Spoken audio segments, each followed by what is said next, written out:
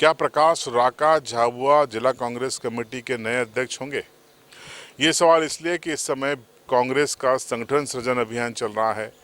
ऐसे संपत आए हुए हैं और साथ ही में पीसीसी से भी डेलीगेशन आया हुआ है।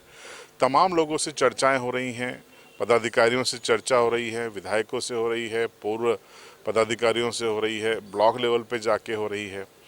और जो नाम सबसे जिन लोगों ने पहले फॉर्म भरे हैं, पहले हम उसके बारे में बात कर देते हैं।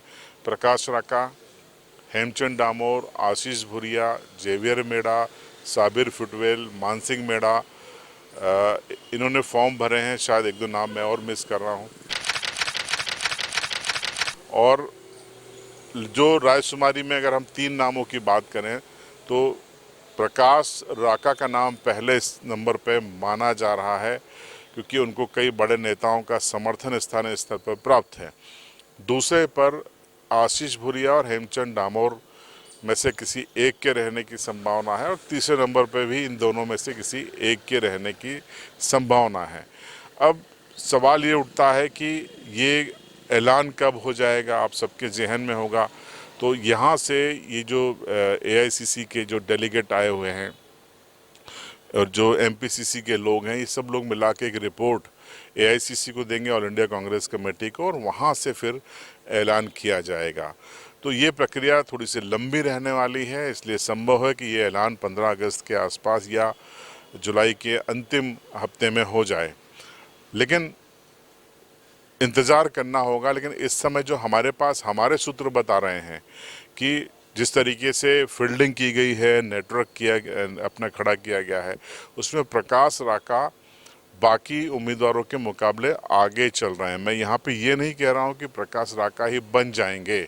अब अर्थ आप निकालिए, बन जाएंगे नहीं बन जाएंगे, लेकिन आगे ज़रूर चल रहे हैं, ये हमारे सूत्र बता रहे हैं। ज़्यादातर पदाधिकारी वर्तमान पूर्व उनके नाम का उल्लेख कर रहे हैं। अब ये क्यों कर रहे हैं, ये उसमें हम नहीं जाएंगे, उसका जवाब आप दीजिएगा कमेंट बॉक्स में कि क्यों प्रकाश राका के नाम आगे चल रहा है इस संगठन के चुनाव में कांग्रेस संगठन सृजन अभियान के तहत। तो ये झाबुआ की हमने आपको जानकारी बताई, और आपको ये भी बता दें कि ब्लॉक अध्यक्षों के चुनाव की एक्सरसाइज भी इसके साथ ही पैरेलल चल रही है।